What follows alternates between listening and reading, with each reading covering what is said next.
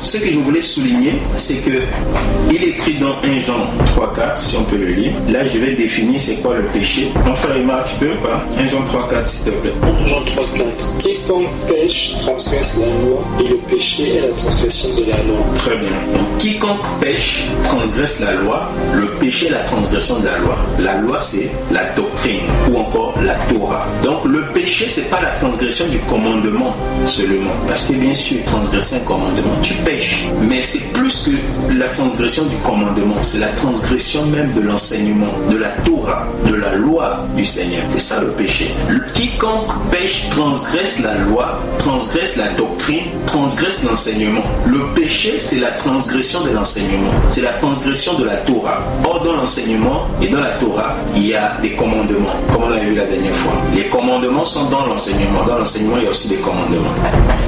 Donc quelqu'un qui a été enseigné, instruit selon la doctrine de Christ, qui doit par exemple, le mariage ne doit se faire que parmi les saints. Tu vas te marier avec un païen, une païenne. Tu pêches, tu transgresses la Torah, l'enseignement. Parce que tu as déjà la connaissance, on t'a instruit que depuis justement des temps anciens, Dieu voulait que son peuple se marie entre lui-même. Le mariage doit se faire seulement en Israël. Un juif avec un juif, soit dans la même tribu ou dans des tribus différentes. Voilà. C'est-à-dire qu'on doit se marier entre nous, entre les frères et sœurs qui sont convertis, soit ceux qui sont nés en France ou bien un frère qui est dans, je ne sais pas, dans un pays en Inde, en Éthiopie, en Ouganda, aux États-Unis, je ne sais pas, en Chine, une sœur. Donc le mariage dans la maison du Seigneur, parmi ceux qui ont été rachetés, ceux qui sont convertis, parmi nos semblables. Même si on dit que c'est la discrimination, oui, chez nous, dans notre royaume, c'est comme ça. Dans notre royaume, c'est comme ça. Alors, on doit assumer ça, on doit accepter cela. Et c'est l'enseignement qui le dit. Vous voyez? Donc, le péché, c'est la transgression de l'enseignement, la transgression de la loi, de la Torah du Seigneur. Sans la doctrine, sans la Torah, sans l'enseignement, ben, l'Église est en désordre. L'Église sera le désordre, sera le chaos. Comme on a dit, sans la loi française, c'est le chaos en France. Sans la doctrine du Seigneur, c'est le chaos aussi dans l'Église. Donc, la doctrine est là pour réguler, la doctrine est là pour orienter. La doctrine est là pour donner un fonctionnement correct qui plaît à Dieu.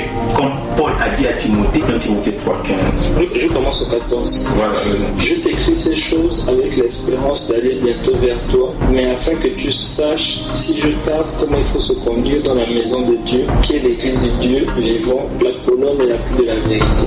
Très bien. Je t'écris ces choses. C'est quelle chose que Paul a écrite. Je t'écris ces choses. Les choses qu'il a écrites, c'est l'ordre dans l'église. C'est-à-dire que quelqu'un veut devenir ancien, dit qu'un ancien doit être capable de pouvoir tenir la doctrine, savoir il doit être capable d'enseigner. Il faudrait qu'il soit sans reproche, qu'il ait aussi un bon témoignage de la part des païens qui savent bien conduire sa maison. Les gars, voici, vous voyez un peu, il donne comment on doit se conduire dans la maison de Dieu. C'est des enseignements qu'il ne faut pas transgresser. Quand on dit qu'une femme enseigne, elle enseigne, elle pêche. Parce que déjà même le fait que il est écrit que je n'ai pas à la femme d'enseigner, de prendre autorité sur l'homme, ça c'est déjà même, c'est une interdiction. C'est une interdiction, c'est comme un commandement, je ne permets pas. Et le fait déjà de pouvoir violer cette interdiction, dépasser cette borne, voilà, la déplacer ou la violer cette limite-là, on pêche. Et surtout quand on comprend pas l'enseignement que depuis en Éden, Dieu n'a jamais confié la parole à la femme pour enseigner. Quand tu es encore instruit dans la doctrine, tu violes la doctrine, tu pêches. Donc le péché, c'est la transgression de la doctrine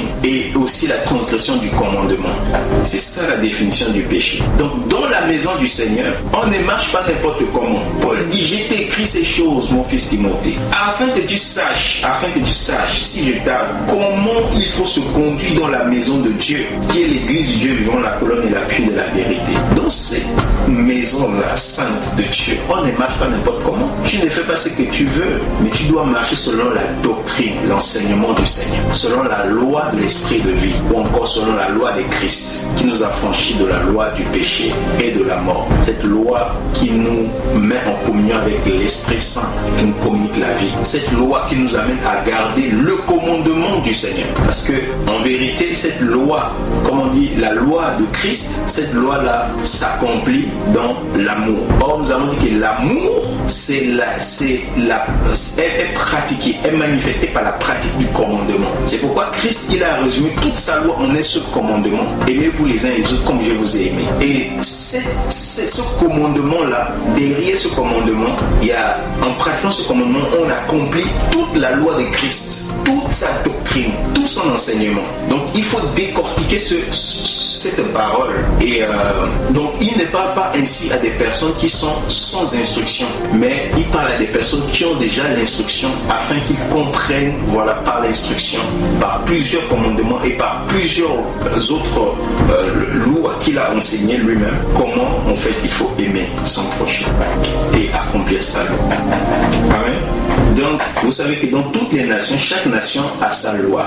Il y a quelque chose qui est souvent dit, même c'est dans toutes les nations. Vous voyez quelqu'un il est ignorant de la loi, et quand il commet une infraction, c'est-à-dire il viole une loi, il est conduit justement devant le juge et condamné parce qu'il a violé la loi. Même s'il dit je ne connaissais pas, j'étais ignorant, on lui dira nul n'est censé ignorer la loi. Donc ce que je voulais souligner, c'est pas parce qu'on ignore la loi du Seigneur que si on la viole, on serait innocent. Non, il est vrai que le Seigneur, dans sa miséricorde, ne nous traitera pas comme quelqu'un qui a la connaissance de la loi et qui la viole volontairement. Mais néanmoins, il ne laissera pas le coupable, il ne déclarera pas le coupable innocent. Ça, c'est la justice du Seigneur. Donc, nul n'est censé ignorer la loi. Nul n'est censé ignorer la doctrine du Seigneur. Nul n'est censé ignorer la Torah de Christ.